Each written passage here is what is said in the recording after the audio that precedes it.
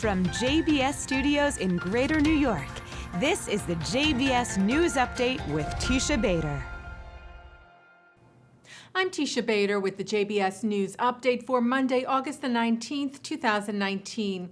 We open with a number of incidents from Gaza this weekend. 5 Palestinians tried to infiltrate Gaza's security border fence with Israel Saturday night. The IDF released video of the attempt showing at least 2 of the men armed with rifles. An IDF attack helicopter and tank opened fire on the group. 3 of the terrorists were killed. A 4th was injured. There was no information on the 5th. The incident follows 2 nights of rocket launches on southern Israel from Gaza. 3 rockets fired Saturday night, 2 of which were intercepted by the Iron Dome missile defense system. 1 rocket, however, landed just outside a home in the southern town of Sderot, causing light damage but no injuries. And a rocket was also fired at southern Israel Friday night. It was intercepted as well. U.S. President Donald Trump indicated that his peace plan for Israel and the Palestinians would likely be unveiled after the Israeli elections next month. The president told reporters yesterday, "We will probably wait for the release of the Middle East peace plan until after the Israeli elections, which are scheduled for September the 17th. He also said the White House might release small parts of it beforehand. Israeli Prime Minister Benjamin Netanyahu flew to Kiev, Ukraine today, meeting with President Vladimir Zelensky, who also accompanied the Prime Minister to Babi Yar, where 30,000 Jews were murdered over the course of 2 days, September the 29th and 30th of 1941. The Ukrainian president said, "My heart aches from all the events that occurred here." Zelensky also noted that Ukraine has the 4th highest number of righteous among the nations, non-Jews who risked their lives to save Jews during the Holocaust. Netanyahu said at the ceremony, "We will never forget the suffering of our people, but at the same time we will honor those righteous who risked their lives to rescue our people." And before leaving for Ukraine, Netanyahu yesterday addressed Israel's decision last week to bar American Congresswomen Rashida Talib and Ilhan Omar from entering Israel. As we reported to you, the 2 freshman lawmakers, vocal promoters of the boycott of Israel, were set to visit the country this weekend for what they called a trip to the quote-unquote occupied territories of Palestine, separate from the Democratic and Republican delegations who were on an AIPAC affiliated trip to the country earlier this month. From remarks made last month by Israel's ambassador to the U.S., Ron Dermer, it had seemed that despite a law that allows Israel to bar entry to BDS promoters, that the lawmakers would be allowed into Israel. But on Thursday, the Israeli government said the women would not be allowed in.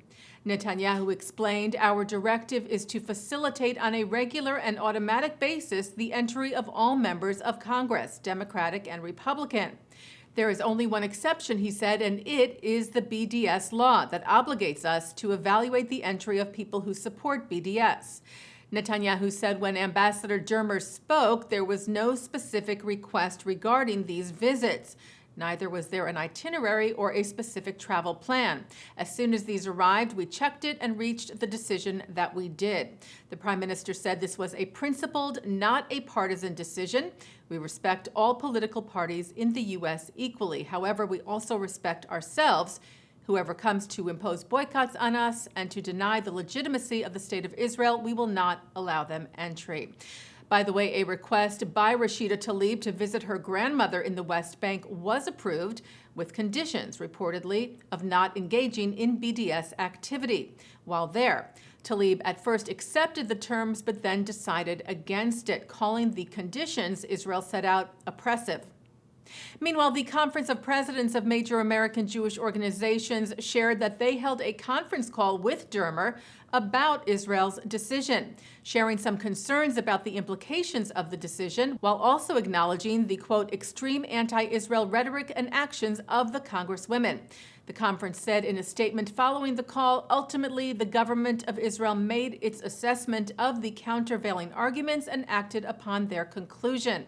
Our hope is that bipartisan support demonstrated by the recent trips of members of Congress to Israel and the passage by overwhelming majorities of pro-Israel measures will continue unabated, and bipartisan support for the U.S.-Israel special relationship will be strengthened.